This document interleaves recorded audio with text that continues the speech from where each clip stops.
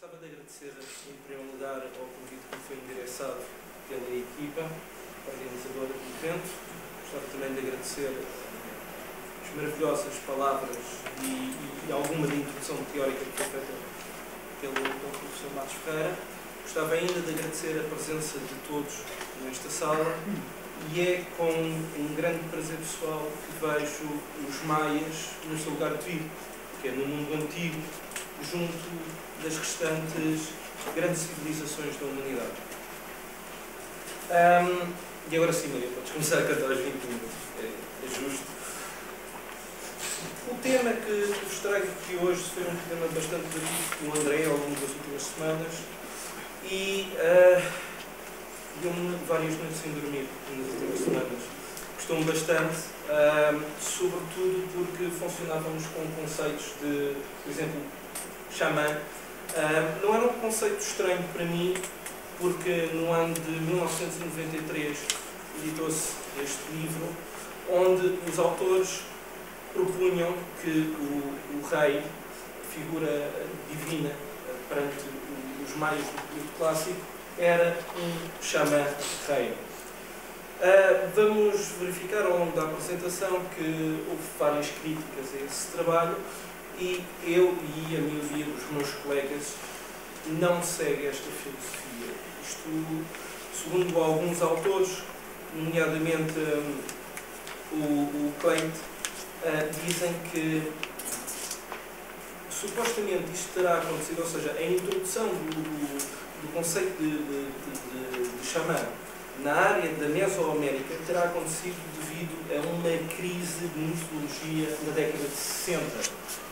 E isto é algo muito regional que por vezes nós nos esquecemos, mas convivemos com isto quase diariamente no mundo da história, no mundo da investigação. Os Estados Unidos, felizmente ou infelizmente, têm um poder económico e financeiro brutalíssimo. E esse poder faz com que tenha legitimidade para introduzir novos conceitos, novas metodologias e que, no fundo, os europeus e o resto do mundo vão seguindo. Aconteceu isto em relação ao conceito de xamanismo. Atualmente há uma grande quantidade de académicos que rejeita por completo.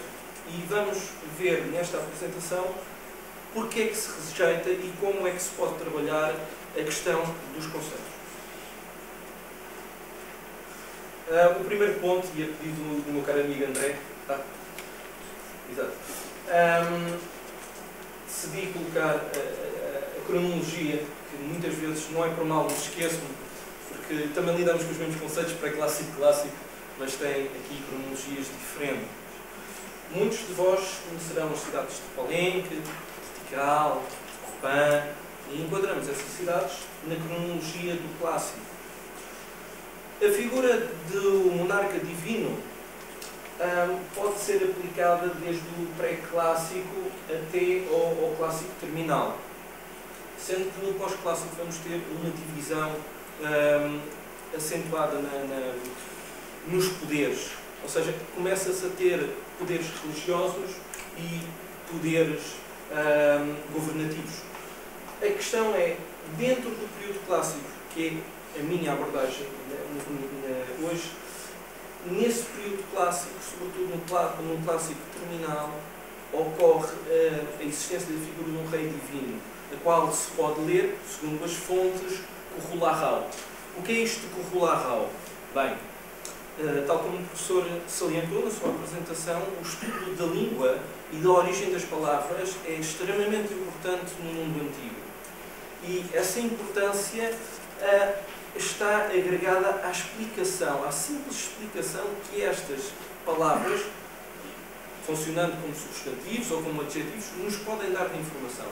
A palavra ur, a capa, apóstrofe gutural UH, significa, no conceito ocidental nosso, Deus. Mas, no conceito local, significava entidade sagrada, que é algo sim, um pouco diferente, distinto.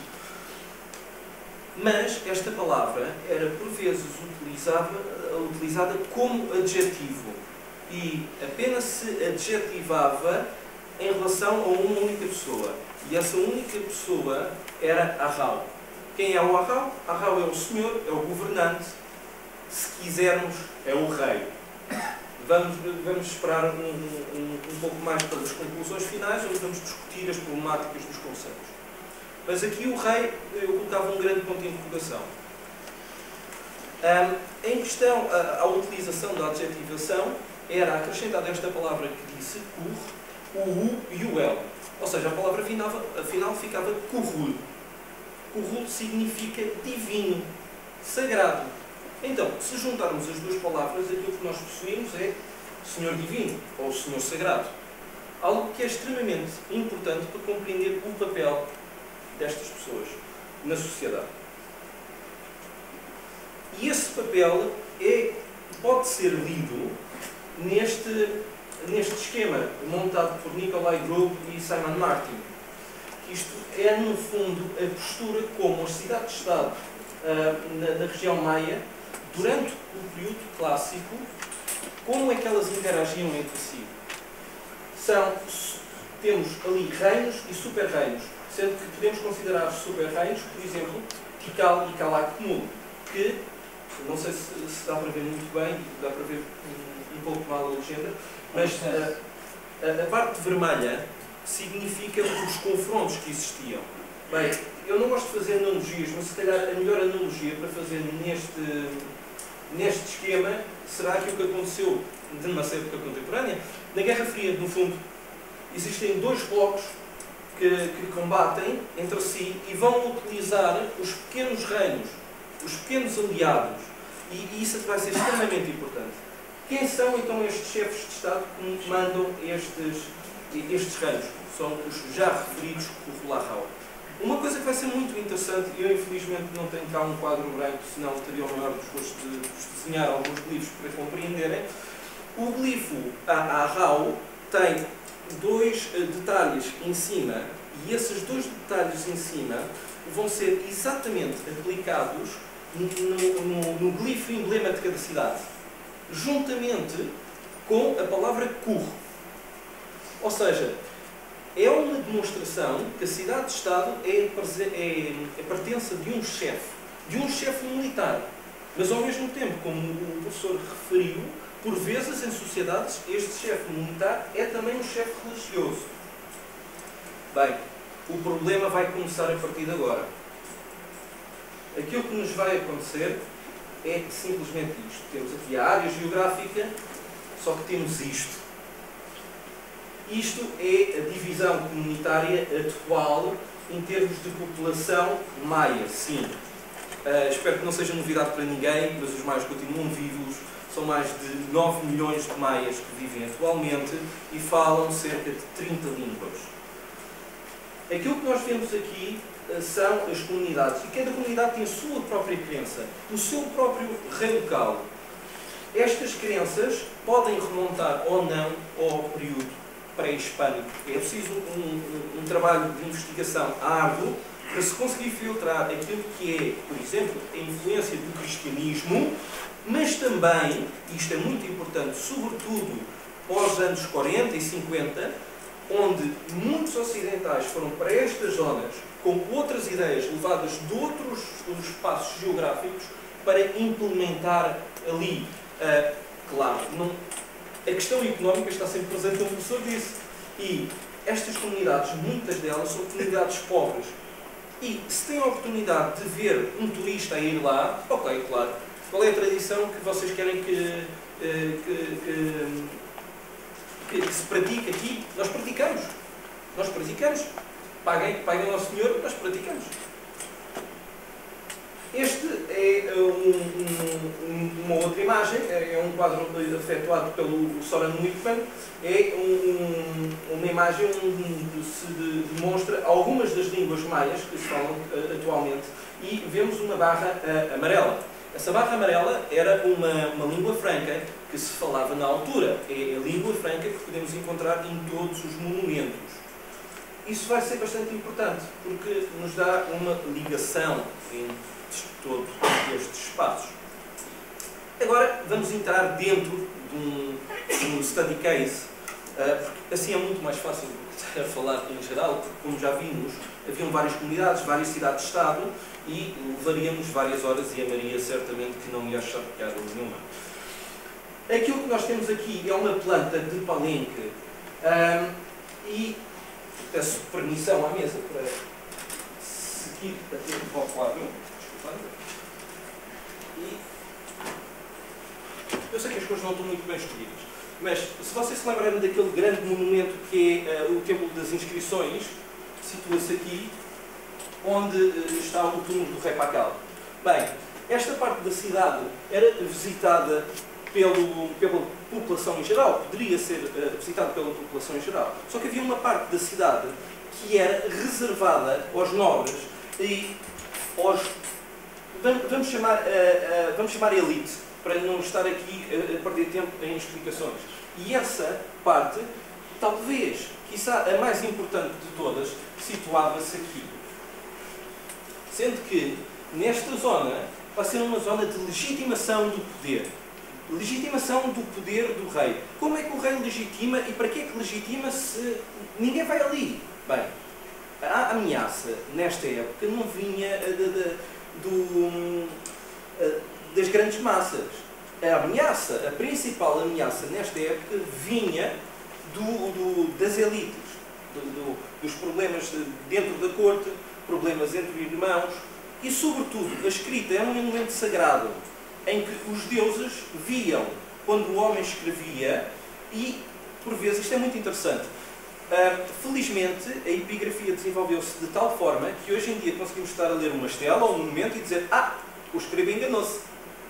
Mas o escriba continuou a escrever aquilo que estava a escrever. Porque se ele apagasse aquilo, estava a enganar os deuses. E enganar os deuses significava ter uma punição.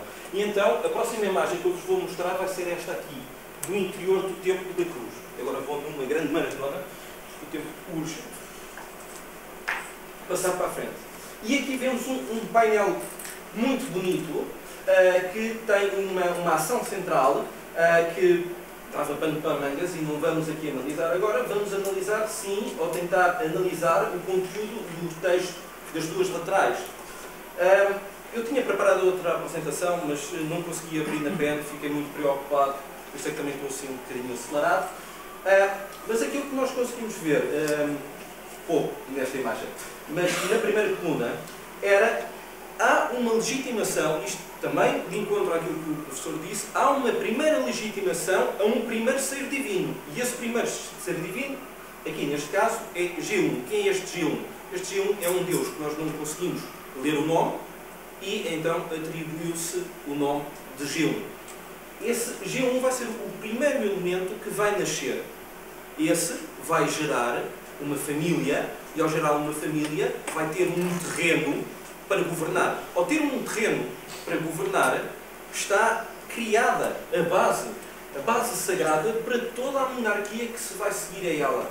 Então, aquilo que nós vamos ter, e tenho pena de não mostrar isto na imagem, vamos ter viagens para o futuro e para o passado. Ou seja, vamos percorrer centenas de anos, por vezes milhares de anos, para chegar a momentos importantes.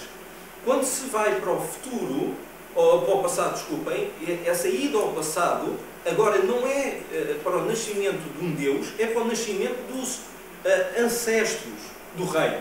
Ou seja, a figura sagrada que primordialmente era aquele Deus, G1, agora vai reencarnar simbolicamente em todos os outros. Porquê? Porque se Kuhula-Rau é Senhor Divino enquanto vida, assim que morre, torna-se um Deus. E isso vai ser bastante importante para compreendermos. Outra coisa que é bastante importante para compreendermos a importância dos deuses e dos homens é a aplicação de nomes de deuses nos nomes dos homens. Esta imagem é uma cerâmica que estou a estudar neste momento. É uma cerâmica nossa, que está cá em Portugal, está no Museu da Farmácia, E é uma cerâmica bastante atípica. Porquê? Porque é uma falsificação. Mas é uma falsificação de época. E por isso é que é importante. Porque aqui, aquilo que podemos ver na parte de cima, que é o PSS, todos aqueles glifos que estão em cima, que são o PSS, há uma ordem de leitura, não tenho tempo para explicar isso, e basicamente aquilo que diz é... peço desculpa, PSS é Primary Standard Sequence. Aquilo que diz é, este é o vaso de bebê de Cauil. Qual é o problema aqui nesta frase? Cauil é um deus. E nos outros PSS nunca aparece apenas a palavra Cauil. Aquilo que nos aparece é o nome do rei, que por acaso tem no meio do seu nome o deus do deus. Aqui o que vamos ter é uma triplicação do nome Cauil. Eu vou lá, em grande maratona, apontar novamente. Aquilo que temos aqui é Cauil, Cauil, e aqui, novamente, Cauil. Então, temos uma problemática. Porquê é que isto é uma falsificação? Porquê é que isso deu uma falsificação nesta época?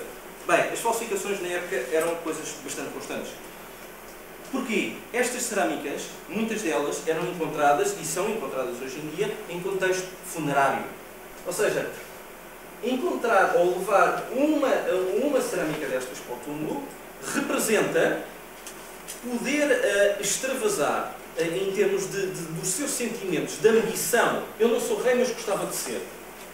Eu não sou de elite, eu sou de elite, tenho poder para pagar ao meu próprio escriba, ao meu próprio artista, então eu também quero ter esse bocadinho do Deus comigo. Essa bocadinho de percepção. Bem, só que há uma outra problemática. Como não temos contexto arqueológico para esta peça, abre-se uma nova porta. E essa nova porta é, esta cerâmica pode ser pura e simplesmente trabalho de uma escola de escribas. Aqui temos uma nova cerâmica. Peço desculpa, eu estou a falar de cerâmicas e isto são coisas planas. Pois bem, inventou-se uma máquina que girava as cerâmicas e ao mesmo tempo se fotografavam. Então permitiu-nos estas fotos fantásticas em termos de rollout, de exposição de fotografia. Aqui o que temos, este é chamado o vaso do sete deuses. Bem, o que é que são chamados os vasos dos sete deuses? Bem, estão ali 7 divindades. Não quer dizer que sejam 7 deuses. Aqueles 6, que vemos 3 em cima, 3 em baixo, representam grupos, entidades sagradas. Não representam o determinado Deus X, Deus Y. São grupos de entidade. Por exemplo, as forças do ar, as forças da natureza. Mas, atenção, algo que o professor também falou, e daí a importância da abertura, é necessário sempre uma ordenação, uma ordem, alguém que supervisione o que sucede. E nesta figura vai ser um Deus que, bem, para alguns colegas meus é Itzamanates, para outros possui outro nome. Eu prefiro falar de uma entidade sagrada, de um Deus, mas aqui seria não um grupo, mas um indivíduo sagrado aqui. Mas ao mesmo tempo, para além desta iconografia religiosa, vemos outra coisa. Isto é a ordem da cidade-estado. Ou seja, temos vários grupos que são ordenados por um Kuhularau. Isso é bastante importante. E já para terminar, esta é outra imagem. Se vocês repararem, pedia só atenção para verem aqueles blocos todos ali. Vamos ver. Passa só para a frente e para trás. Por exemplo, toda esta conjunção de texto que temos aqui é um texto que fala da criação, da colocação das coisas em ordens na data 4 Arrau 8 Kumku. André, se puderes passar para a frente, agradecia. Aqui, nesta cerâmica, o PSS vai ser diferente, porque a oferta é de outro monarca diferente, mas o texto que vamos ter exatamente aqui, quando colocado lado a lado, é exatamente o mesmo. Só que, como epigraficamente a escrita hieroglífica maia nos permite escrever ou de uma forma ou de outra, utilizando ou variando os glifos, dá uma maior, um espaço maior aqui. Só que há aqui uma introdução bastante importante. A outra cerâmica que vimos era anterior a esta. Esta é posterior. Vocês sabem o que é esta adição aqui? De ambos os lados. É o nome da mãe e é o nome do pai.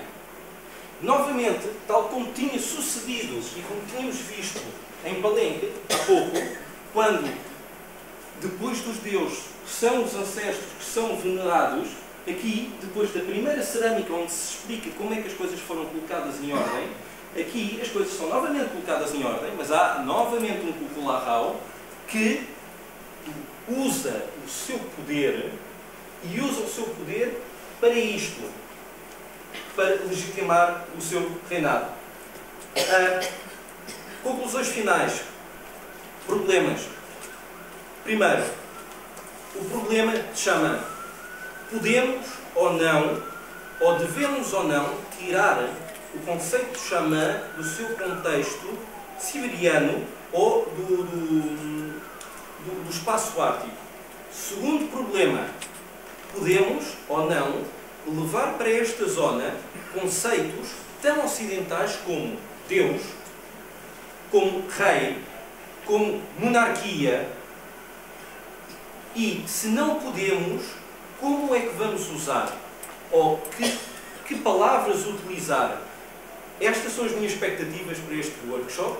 É debater, ver, por exemplo, que aquilo que aconteceu aqui foi algo que... Tinha mais imagens? Não. Foi algo que aconteceu também, por exemplo, no mundo...